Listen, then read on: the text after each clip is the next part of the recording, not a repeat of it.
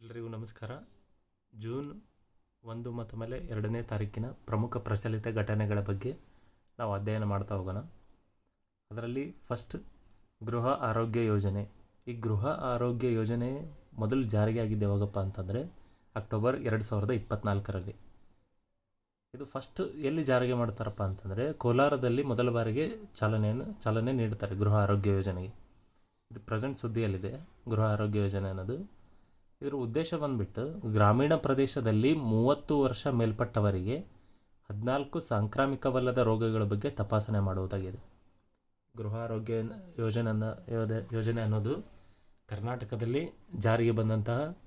ನೂತನವಾಗಿ ಜಾರಿಗೆ ಬಂದಂತಹ ಯೋಜನೆ ಆಗಿದೆ. ಇದು ಅಕ್ಟೋಬರ್ 2024ರಂದು ಜಾರಿಗೆ ಬಂದಿದ್ದು ಕೋಲಾರದಲ್ಲಿ ಫಸ್ಟ್ ಟೈಮ್ ಇದಕ್ಕೆ ಚಾಲನೆ ನೀಡಿದ್ದಾರೆ. ಇದರ ಉದ್ದೇಶ ಬಂದುಬಿಟ್ಟು ಗ್ರಾಮೀಣ ಪ್ರದೇಶದಲ್ಲಿ 30 ವರ್ಷ ಮೇಲ್ಪಟ್ಟವರಿಗೆ 14 ಸಾಂಕ್ರಾಮಿಕವಲ್ಲದ ರೋಗಗಳ ಬಗ್ಗೆ, ಇಲ್ಲಿ ನಾನ್ ಕಮ್ಯುನಿಕಬಲ್ ಡಿಸೀಸ್ ಇದು 14 ಸಾಂಕ್ರಾಮಿಕವಲ್ಲದ ರೋಗಗಳ ಬಗ್ಗೆ ತಪಾಸಣೆ ಮಾಡೋದಾಗಿದೆ. ಇದರಲ್ಲಿ ಏನೇನು ಸೌಲಭ್ಯಗಳು ಸಿಗ್ತವು, ಆ ರೋಗಗಳು ಯಾವ್ಯಾವು ಅಂತೇಳಿ ತಿಳ್ಕೊಳ್ಳೋಣ. ಈ ಗೃಹ ಆರೋಗ್ಯ ಯೋಜನೆ ಸೌಲಭ್ಯಗಳು ಅಂತೇಳಿ ಬಂದಾಗ ಫಸ್ಟು ಆರೋಗ್ಯ ಕಾರ್ಯಕರ್ತರಿಂದ ಮನೆ ಮನೆಗೆ ಭೇಟಿ. ಆರೋಗ್ಯ ಕಾರ್ಯಕರ್ತರು ಯಾರ್ಯಾರು ಇರ್ತಾರಲ್ಲ ಅವರು ಮನೆ ಮನೆಗೆ ಭೇಟಿಯನ್ನು ಕೊಡ್ತಾರೆ. ಆಮೇಲೆ ಸಾರ್ವಜನಿಕ ಆರೋಗ್ಯ ತಪಾಸಣೆ ಮತ್ತು ದಾಖಲಾತಿಯನ್ನು ಮಾಡ್ತಾರೆ. ಅದಾದಮೇಲೆ ಅವಶ್ಯಕತೆ ಇರುವವರಿಗೆ ಉಚಿತ ಔಷಧ ವಿತರಣೆಯನ್ನು ಮಾಡ್ತಾರೆ.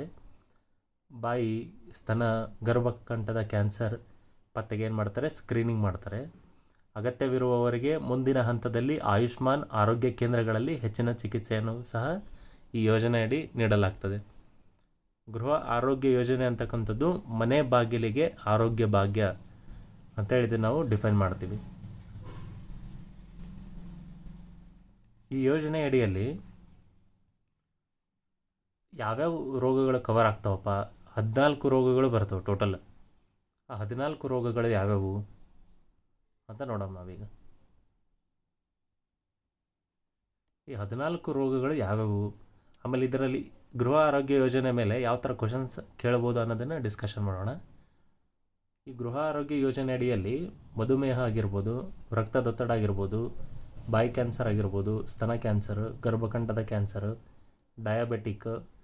ಡಯಾಬೆಟಿಕ್ ಫೋಟ್, ರೆಟಿನೋಪತಿ, ಮಾನಸಿಕ ಆರೋಗ್ಯ, ನರವೈಜ್ಞಾನಿಕ ಅಸ್ವಸ್ಥತೆ, ನಿದ್ರೆಯಲ್ಲಿ ಉಸಿರುಗಟ್ಟುವಿಕೆ, ಮೂತ್ರಪಿಂಡದ ಕಾಯಿಲೆ, ಪ್ರತಿರೋಧಕ ಶ್ವಾಸಕೋಶದ ಕಾಯಿಲೆ, ಪಿತ್ರಜನಕಾಂಗದ ಕಾಯಿಲೆ, ರಕ್ತಹೀನತೆ ಕುರಿತು ತಪಾಸಣೆ ಮಾಡಲಾಗುವುದು. ಈ ಒಟ್ಟು 14 ರೋಗಗಳ ಬಗ್ಗೆ ಏನು ತಪಾಸಣೆ ಮಾಡ್ತಾರೆ, ಅದು ಹೆಂಗೆ ಮನೆ ಮನೆಗೆ ಹೋಗಿ.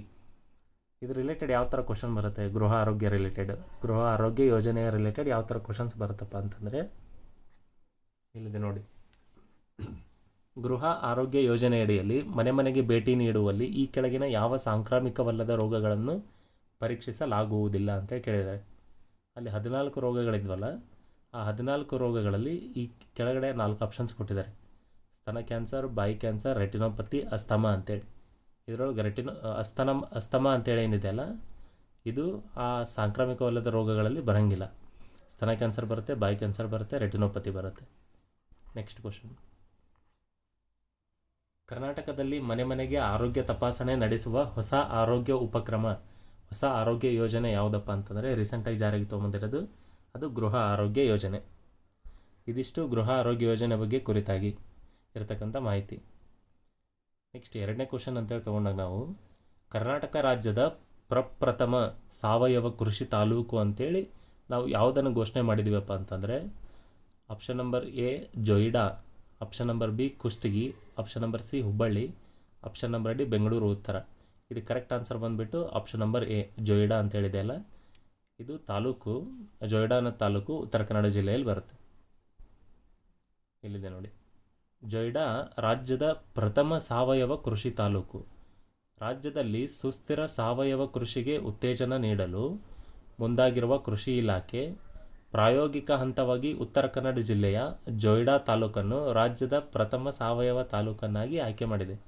ಇದು ಆಯ್ಕೆ ಮಾಡೋದಲ್ಲದೆ ಇದರ ಸಂಬಂಧ ಏನು ಮಾಡಿದಾರಪ್ಪ ಅಂತಂದರೆ ಅವರು ವಿಶೇಷ ಉತ್ತೇಜನವನ್ನು ನೀಡಲು 1 ಕೋಟಿ ರೂಪಾಯಿ ಅನುದಾನವನ್ನು ಮೀಸಲಿರಿಸಿದ್ದಾರೆ.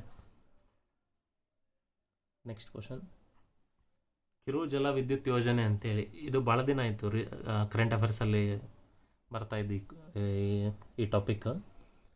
ಈ ಕಿರು ಜಲವಿದ್ಯುತ್ ಯೋಜನೆ ಯಾವ ಒಂದು ಸ್ಥಳದಲ್ಲಿದೆಯಪ್ಪ ಅಂತಂದರೆ ಭಾರತದ ಜಮ್ಮು ಮತ್ತು ಕಾಶ್ಮೀರದ ಕಿಶ್ತ್ವಾರ್ ಜಿಲ್ಲೆಯೊಳಗೆ ಕಂಡುಬರುತ್ತೆ ಇದು ಯಾವ ರೀತಿಯಾದಂಥ ಒಂದು ಯೋಜನೆಪ್ಪ ಅಂತಂದರೆ ನದಿಯ ನೀರಿನ ಹರಿವಿನ ಯೋಜನೆ ಆಗಿದೆ ಇದು.